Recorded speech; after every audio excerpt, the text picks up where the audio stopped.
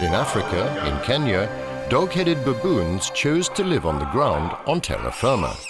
Trees are not made for them. They only climb them to eat, to protect themselves from leopards, and to sleep. According to African traditions, there are 3 ways of receiving the benefits of Earth. The first, most primitive way consists in possessing its wealth like a good-for-nothing. It's obvious that nature made this monkey to be a hooligan.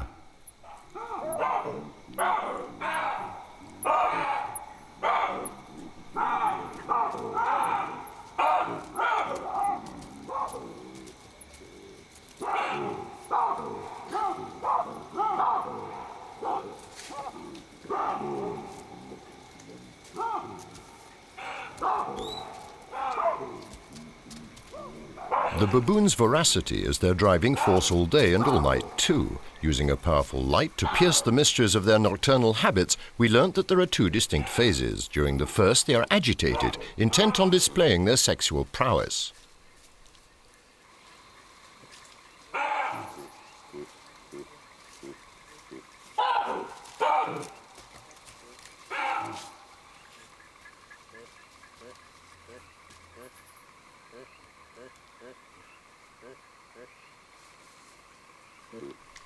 And then, at about 2 o'clock in the morning, the second phase begins. Much calmer, the baboons finally get to sleep all huddled together, somewhat uncomfortably for some.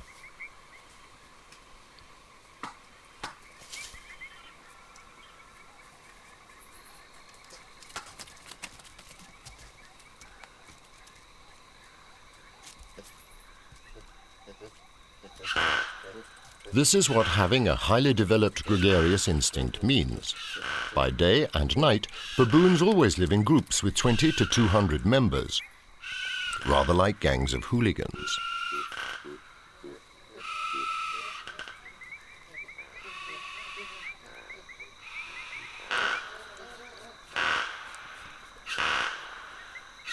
These monkeys are not generally considered to be particularly intelligent. However, their gregarious instinct is so marked that it enables them to pass on information on a genius level. Ideas which in their cerebral night appear sometimes very bright.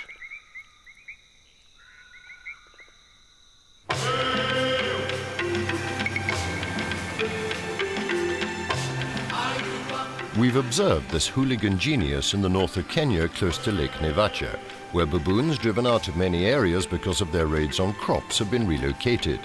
In this area, we noted the emergence of totally new feeding habits. It started very gradually.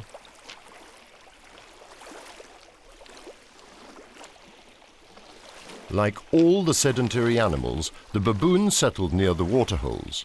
Initially, they were low down the pecking order, fragile, wary. But after a few weeks, the primate specialists began to see them eating meat every day. Baboons do not normally eat meat.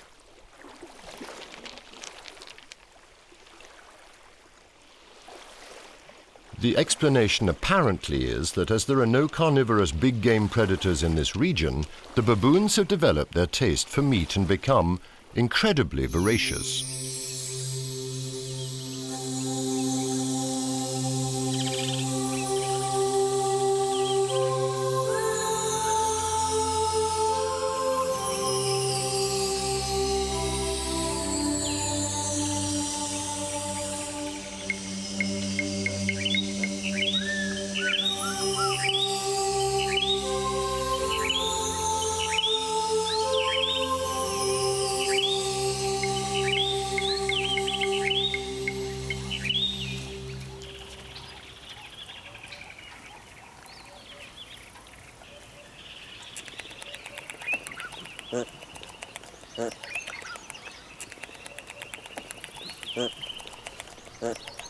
In just a few months, the baboons switched over to eating meat at every meal.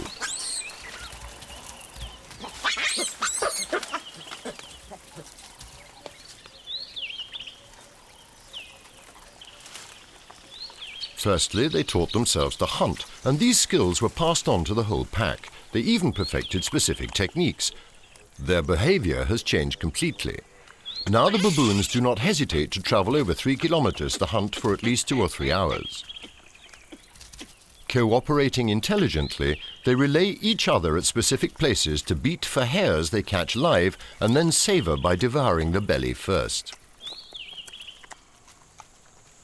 When they were relocated in Kenya, the acquisition and transmission of new habits were observed. Just like, due to a mysterious change, Homo erectus also learnt to hunt and pick up food.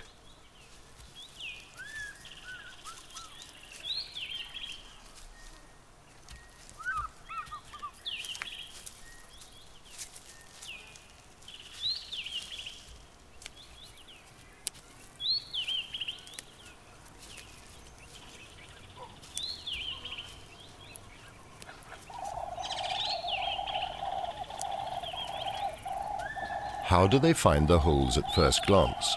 Are they holes made by termites, snails, or earthworms? Baboons learn from examples, just as the native children learn by watching how things are done by their parents.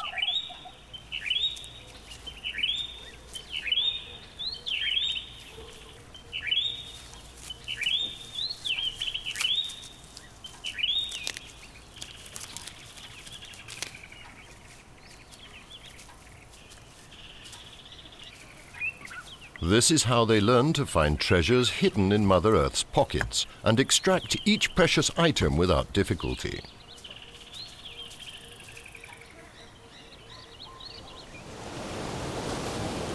This moment is sacred, the last hour before night. The Kenya waterfalls reveal their sacred nature. All along the river and in all the waterholes in the area, it is the only hour when you cannot hear meat being chewed.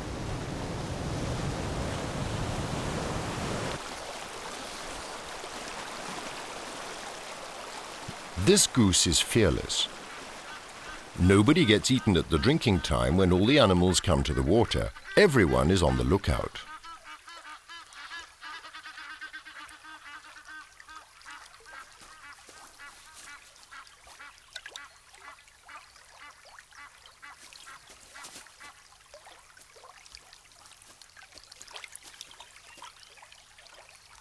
Even if they behave like hooligans and spend all their time plundering, baboons take advantage of the ceasefire to observe.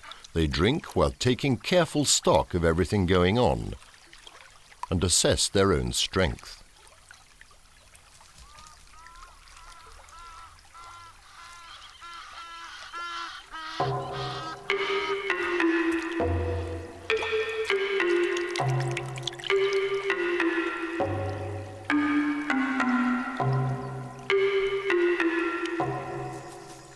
They also observe the strengths of their friends and their enemies, and their intended prey. A good hooligan knows everything, and above all is aware.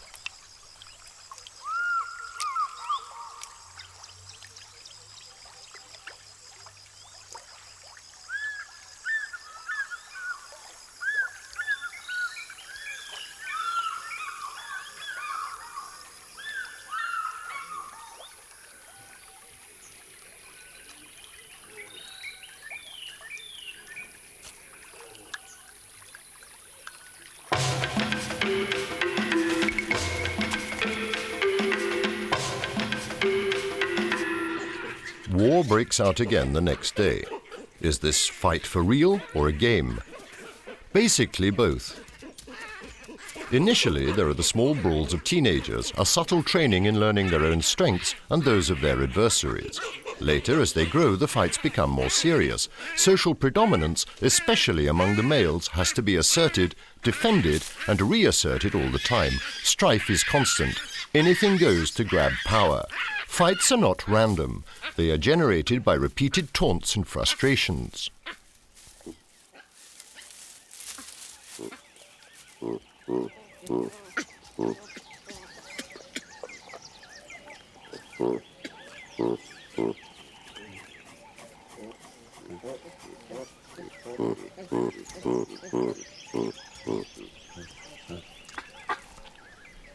Baboons live in an environment in which threats and submissions are everyday events from childhood.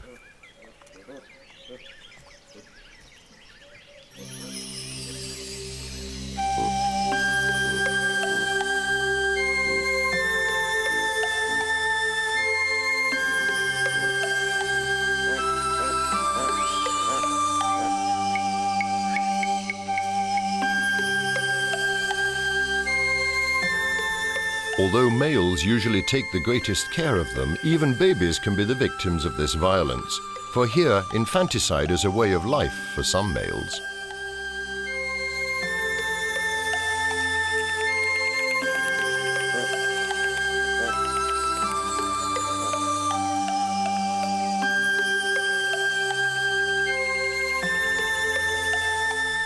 Indeed, like other monkeys who live in harems, chiefs carve out their place with violence, and the brawls which herald the arrival of a new master are politically important moments for the females.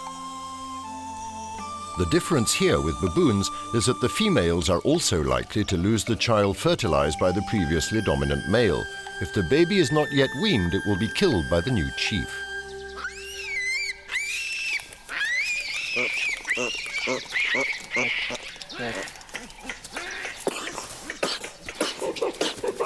Is the ceaseless use of physical force the only way to grab and keep power? Not always.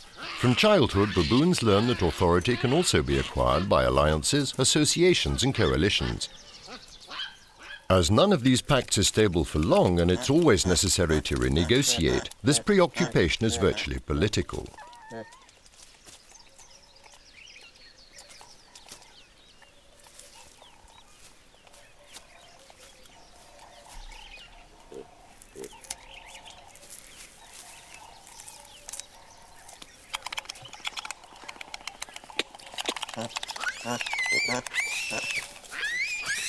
Earth monkeys are brought up with this attitude. To be a good baboon, you have to have long teeth.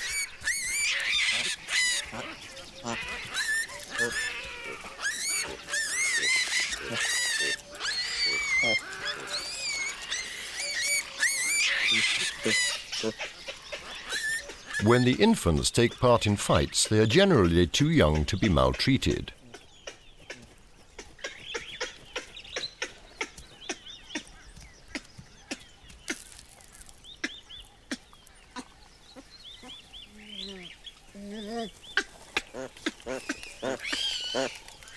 To resemble this swaggering great brute, they start to affirm their virility early, very early.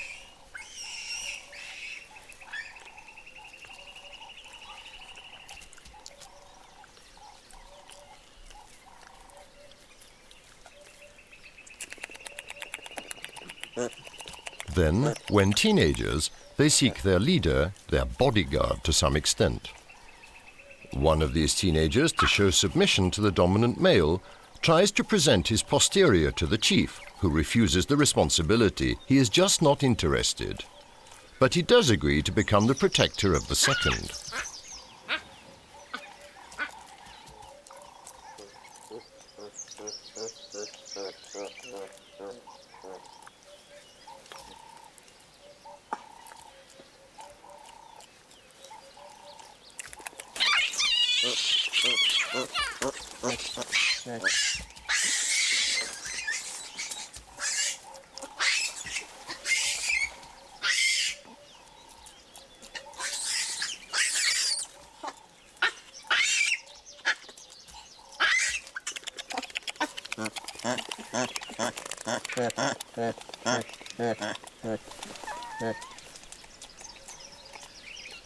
This baby is learning, also by experimenting, just how important the art of grooming will be in its life.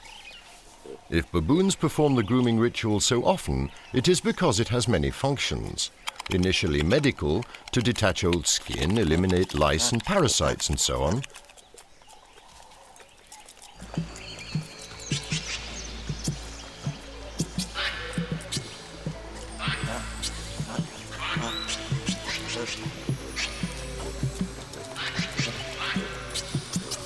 But baby also learns that these interminable mutual grooming sessions are a wonderful way to get to know the females better. If the mothers have a court of several males, all on very friendly terms, it is because the males protect them and their babies. You need protection in a hooligan society.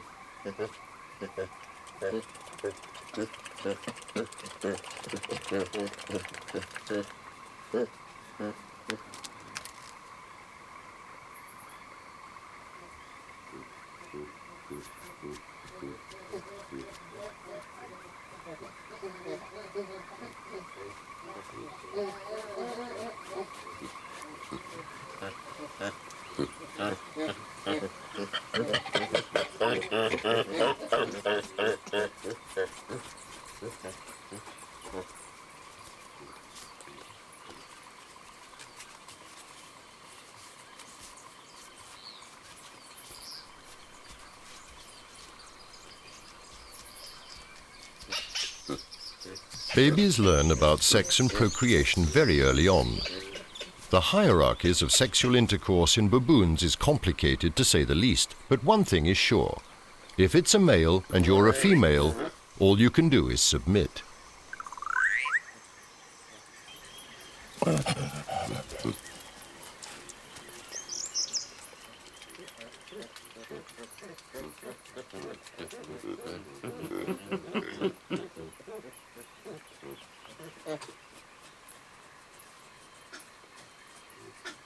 In addition to its medical and social role, grooming also has a tactile function. By touching each other, baboons gain confidence. It's a means of communication which dispels tensions within the group.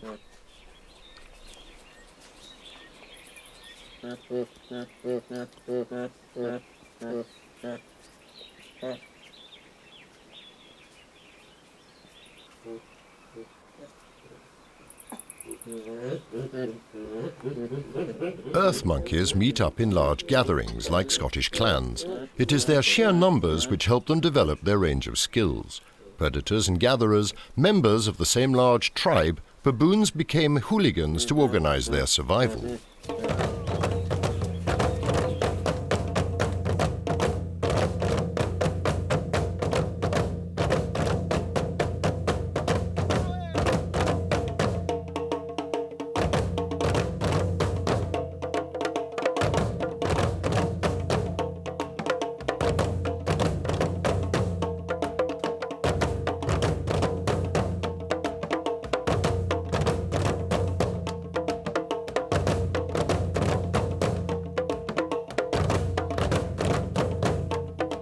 In the countries of the famous tom-toms of Burundi, an old man said that during his lifetime he had never needed to go to see the neighboring village.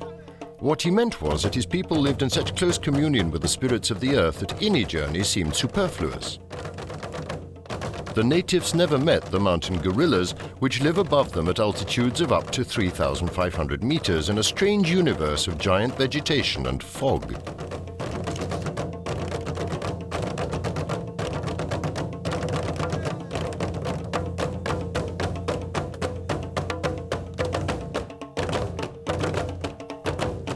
They respected the gorilla from a distance, for it was the main character in many legends. He too belonged to the first earth sign. Gorillas took their due, but gently. In that time, gorilla hunting did not exist. Then it became fashionable to make ashtrays out of stuffed gorilla hands.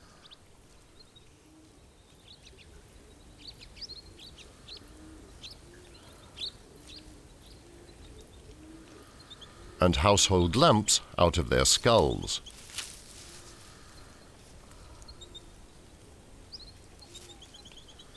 A stuffed gorilla was always welcome in a museum, and if somebody was selling a live baby, there was always a zoo ready to buy it.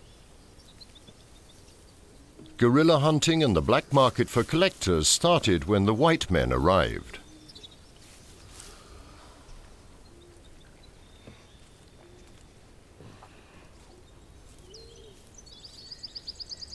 The tales of explorers from the 19th century made us believe that King Kong was a monster. It was only recently rehabilitated following patient observations. The horrible, bloodthirsty man was only a peaceful parent, 2 meters tall and 200 kilos in weight, totally dedicated to protecting his children.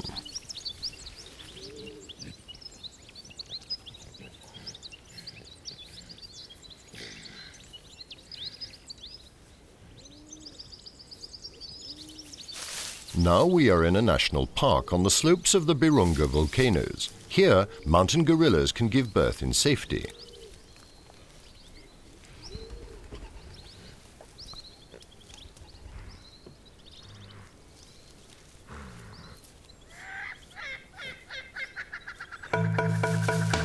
The females protect their progeny with ferocious care. To repel intruders, they turn their backs and utter strident screams like singing exercises. At the beginning, only close relatives, brothers and sisters, are allowed to approach the child.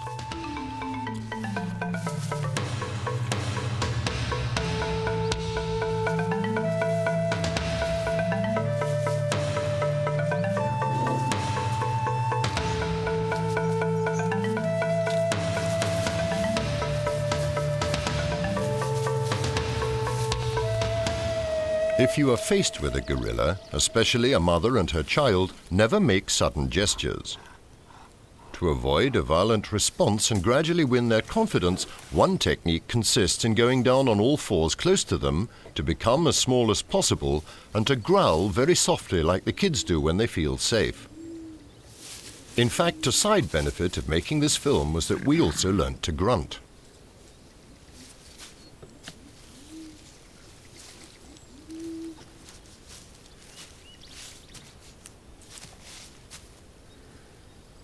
After we had made our approach, a mountain monkey paused in the enormous efforts it was making to feed and came to look at its own reflection in the camera lens. Its baby was not interested in its reflection.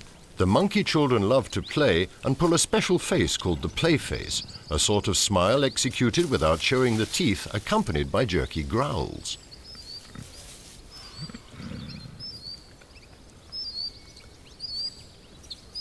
Leaving her baby to fend for itself, Mum Gorilla decided to stay with the lens as she could see herself in it more clearly than in a puddle. Viewed from the other side of the camera, this contact with a huge anthropoid was unforgettable. Her eyes penetrate your very core and reveal something deeply human.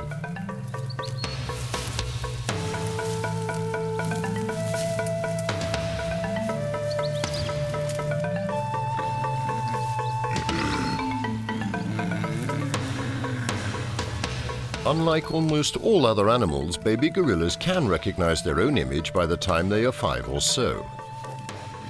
These large mountain monkeys, with whom we share 97% of our genetic makeup, are the last of their species and always threatened by extinction.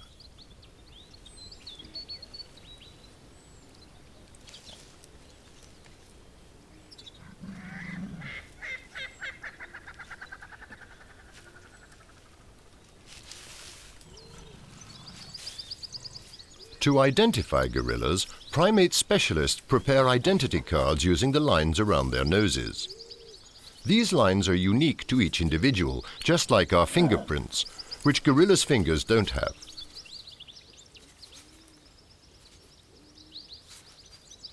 And, very rare in animals, gorillas use their fingers to wipe their nose, just like humans. As for blowing their nose, that is reserved for man, whose children can only manage the delicate operation after the age of 3, and some never. The second earth sign, known to wise Africans, is that in which one tills the ground like a conscientious man. In monkeys, the only monkey of this kind is the chimpanzee, a specialist in tools, able to work like a craftsman. We met chimpanzees in Gambia and again in Tanzania.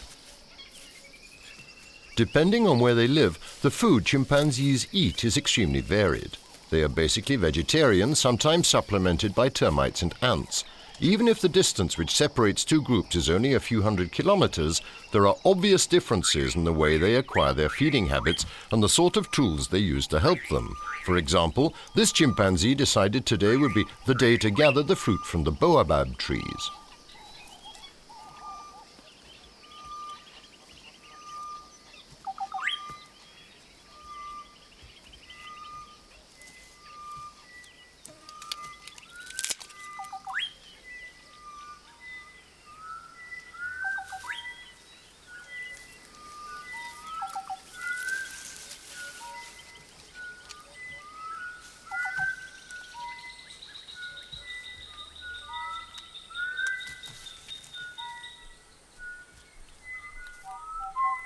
The whole tribe agrees. And because his venture will be successful, this chimpanzee will durably influence his tribe's group memory and will be granted the title of precursor.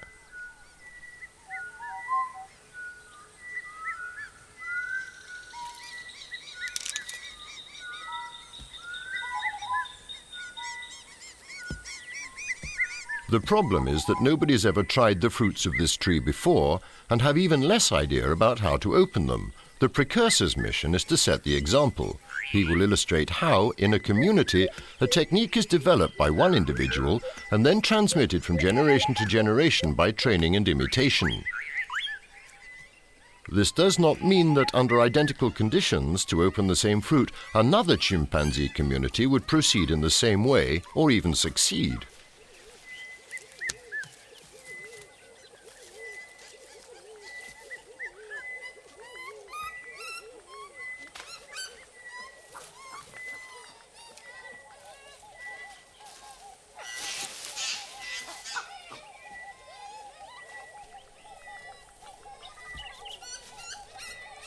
The precursor now has a responsibility. The others all wait to see what happens.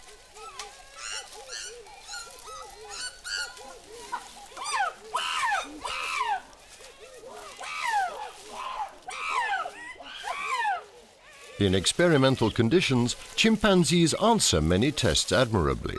They are capable of abstract thought, intention, invention, some calculations, and can memorize certain places. But nature's tests are never programmed, and our precursor must find the answer spontaneously.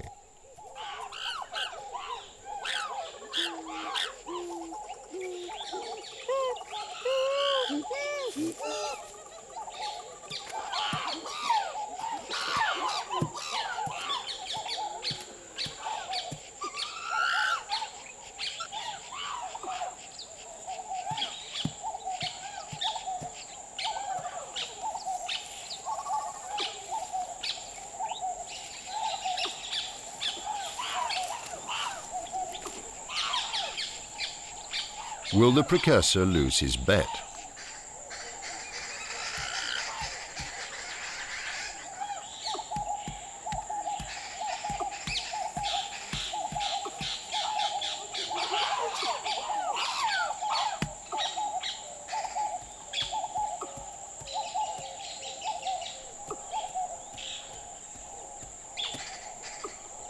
No.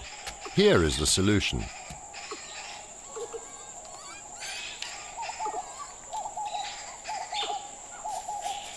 This is how our chimpanzee became the precursor of its group. According to primate specialists, this training is a cultural behavior close to the way in which humanity evolved.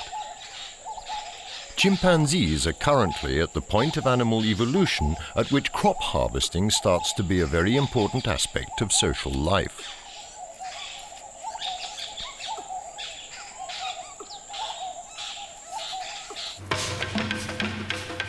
It took us many hours of filming to capture these images demonstrating the intelligence of chimpanzees. Every day, we went to the islands in the river Gambia in Senegal.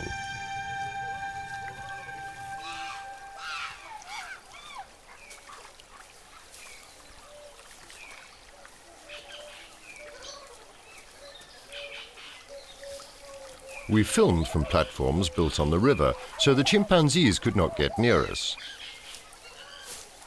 These monkeys may seem harmless, but you have to watch out for an attack. The old males especially can react unpredictably for mysterious reasons.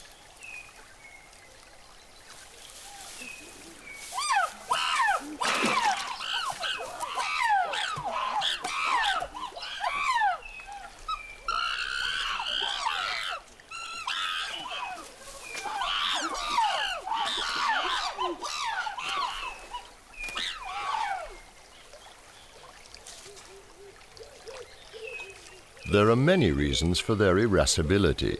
They can be of a sentimental nature. Chimpanzees are affected by the death of their friends, are curious and know the meaning of love, so why not anger too? And when they are angry, they do not mess around. This adult male reigns over 30 subjects.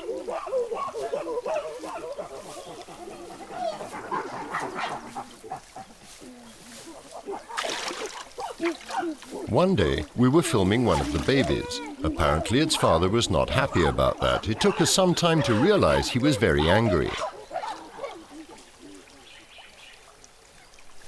Too late. The male charged, and look what happened. 2 chimpanzees landed in the boat, and we only just had time to escape.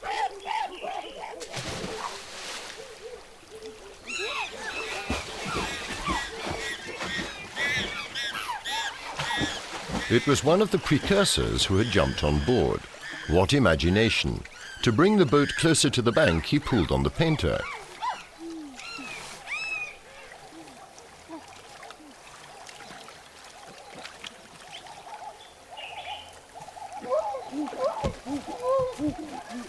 With the boat held hostage, we started to panic. All our filming equipment was on board.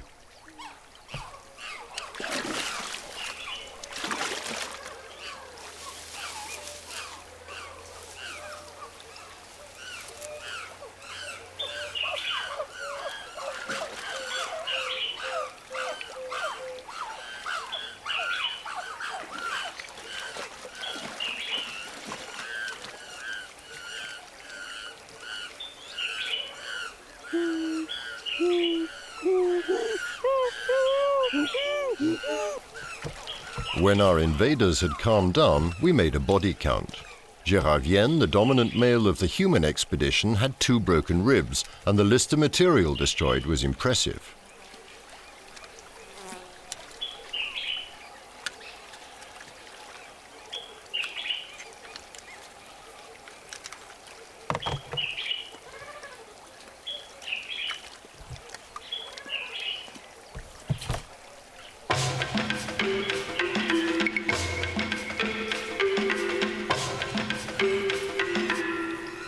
Primate specialists say that chimpanzees and man have much in common. Their ability to recognize their own image and signs on a photograph, to count up to 5, to understand colors and asymmetric cerebral hemispheres, the origin of reading and writing faculties. Only man uses tools better.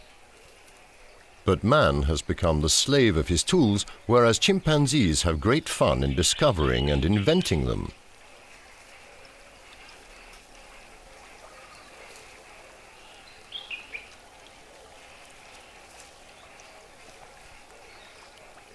Branches to fish out termites and ants from their underground nests.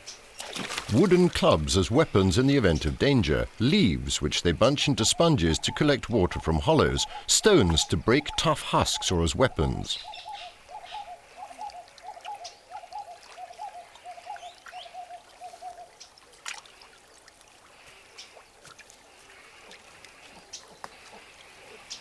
The discovery of a new tool is pure pleasure.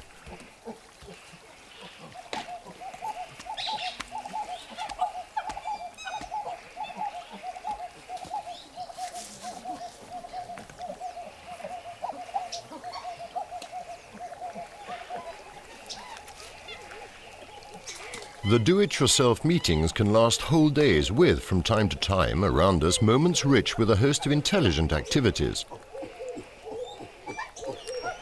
Pharmaceutical, for example. This chimpanzee is drinking the urine of another tribe member to clear up a sexually transmitted disease. For him, urine is a very effective disinfectant. Many pastoral peoples use it too. Some new fruit has just arrived. You can almost hear the ideas of what to do with it churning away in the chimp's brains. There are hardliners and wets. Everyone is thinking. Here, a new precursor has found an anthill. It is hard as concrete. This apprentice craftsman has discovered the workbench.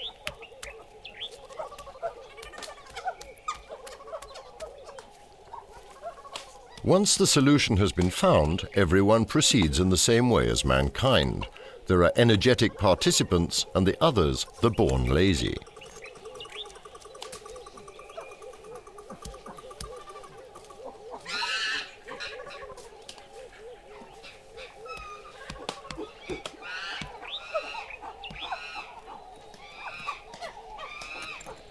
While some bang away on their stone, the others go to sleep.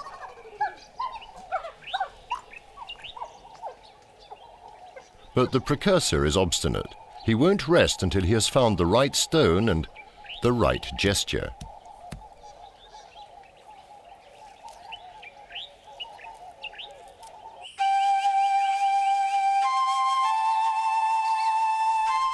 Sri Lanka, Java, the islands of Indonesia, all lands torn from the body of the Indian subcontinent long before the dawn of humanity. However, the legend of Ramayana in the Hindu Bible relates this event dating back to the time when monkeys were the only protagonists in world history and the heroes. In fact, the monkeys of this faraway past had been born under the third earth sign, in which you dominate the earth so well that it sends you to the skies.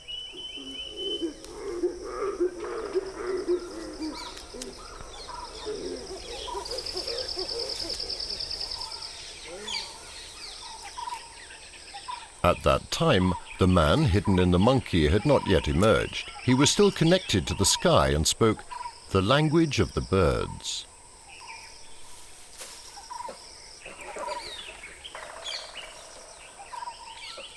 In memory of this time, monkeys are revered in the Indian islands. Species as varied as the crimson monkeys, macaques and Hanumans all live together. Here you can see situations impossible elsewhere in the world. All these different monkeys play and rest together and have friendly contacts, like this crimson monkey which likes to be groomed by a macaque.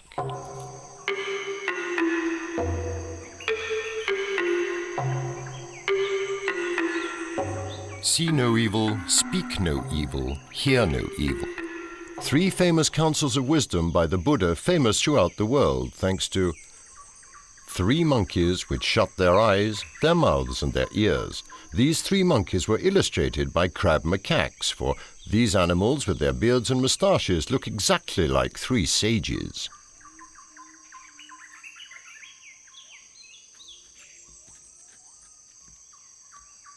In Hindu astrology, crab macaques were placed under the influence of the planet Saturn, which gives them the appearance of an austere patriarch. The planet makes these monkeys very earth-centered, miserly and petty.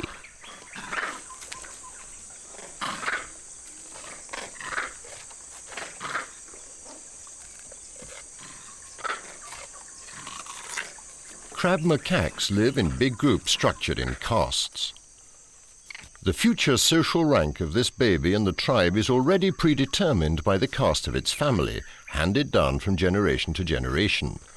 Its access to food will also be determined by its ancestors, depending on whether they belong to the dominant or subordinate castes.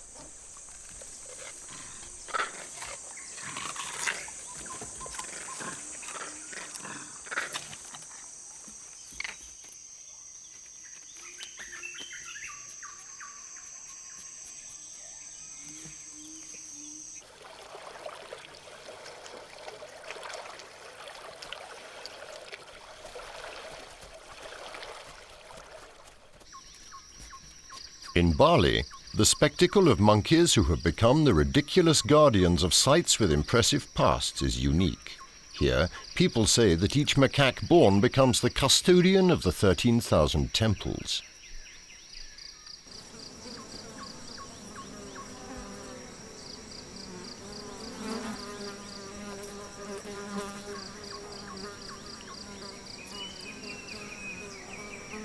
According to Hindu tradition, the history of the universe is punctuated by cataclysms which put an end to one world and give rise to another. This is how the reign of the monkeys ended and that of man began. It is also how the cosmos erases each humanity and creates a new and better one.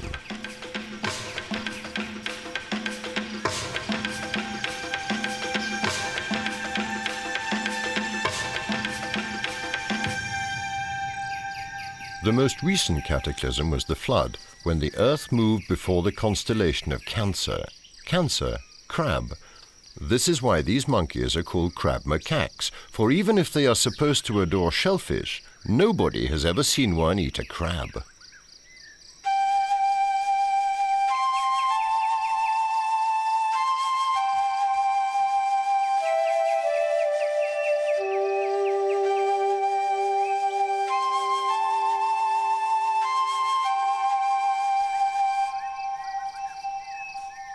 The planet Saturn does have some positive points. It endows a quality which, although not pleasant, is nevertheless invaluable: providence.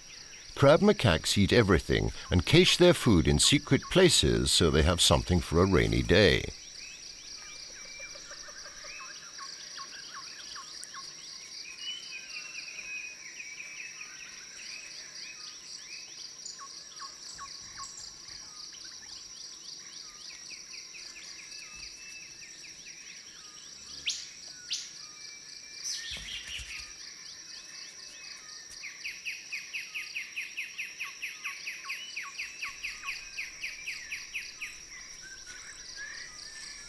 When evening falls, the custodians of the temples hand over their responsibilities to other mysterious monkeys.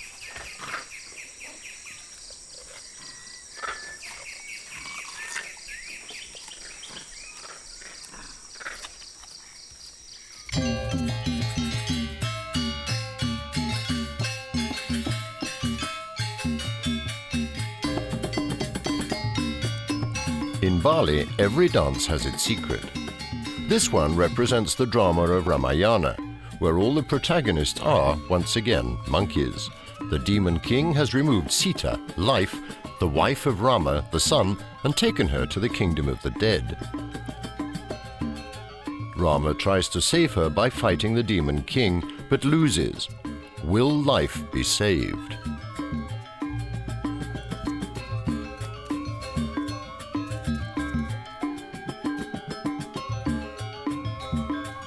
This is when Hanuman, the god monkey, intervenes. Son of the wind and a goddess monkey, he is a musician and a warrior gifted with extraordinary powers. But will he succeed?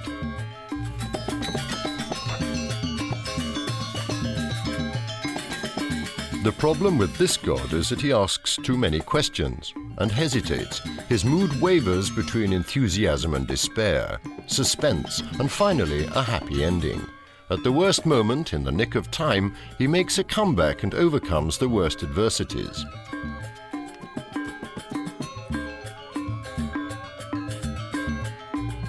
Hanuman rescues life and returns it to the sun. The moral is simple: no cataclysm can conquer humanity if it keeps the meaning of life.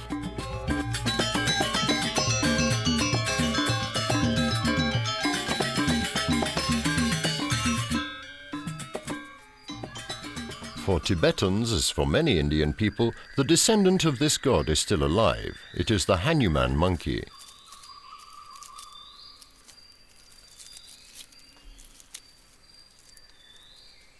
It has the gestures of an aristocrat, contemplative but merry. Like a noble warrior, his body is slim, his hands are fine, his legs are long. Very nimble, he can jump up to 5 meters, and his falls are vertiginous. Like the god Hanuman, he asks many questions. His long tail, shaped like a question mark, is 1 meter long and, according to Hindu sages, the ultimate answer to the great metaphysical questions. As you go through life, you ask more and more questions until the day when you ask no more. For the true answer is this question mark. Like the god Hanuman, he is an only child at birth and blessed by the goddesses, since all the females want to caress the newborn baby. His father, like the wind father of Hanuman the god, takes no part in bringing the child up. He's far too busy.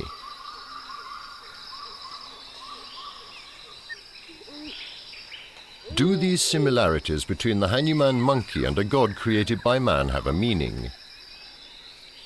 Not for the primate specialist, of course. However, in India, people do go further. 9 million years ago, this monkey and man would have had the same direct ancestor called Ramapithecus. Thus, for the Indians, the Hanuman monkey is our beautiful mirror image, our closest animal brother.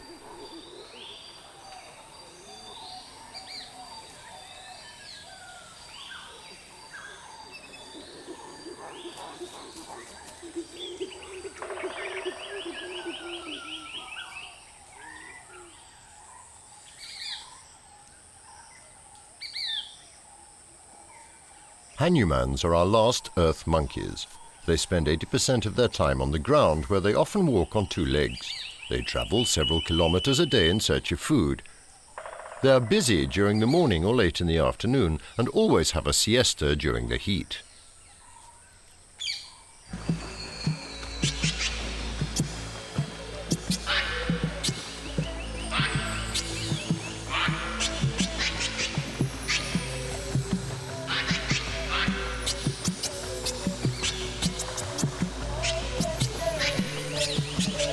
Grooming is important in their social life and takes up to 5 hours a day.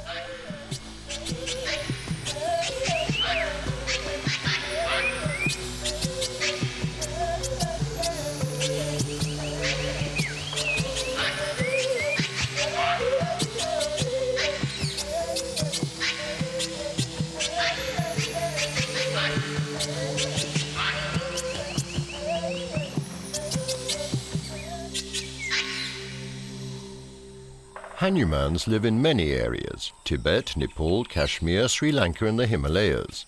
Widespread in India, they can be found near homes and in the temples where they reign as masters. Both curious and ferocious, they stay close to man as if they know they are protected by the gods. But not for long.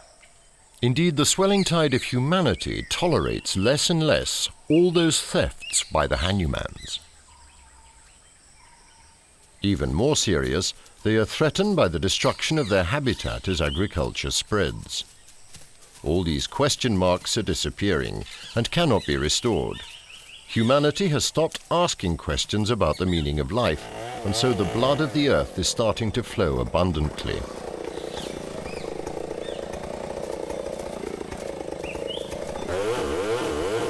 The monkey's territory is continuously reduced and replaced by a new policy: lands without people for people without lands. Mankind is dominating nature, but at the cost of 15 million hectares of forest destroyed each and every year.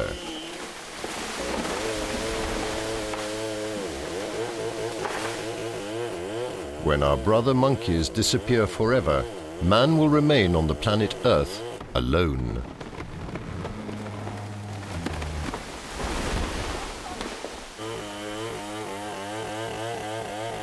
A Hindu proverb says, "Monkeys cry over others, never about themselves."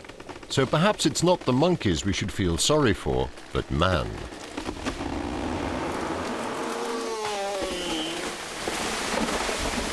When the next cataclysm comes, will there still exist, somewhere in our hearts, a god monkey to save life?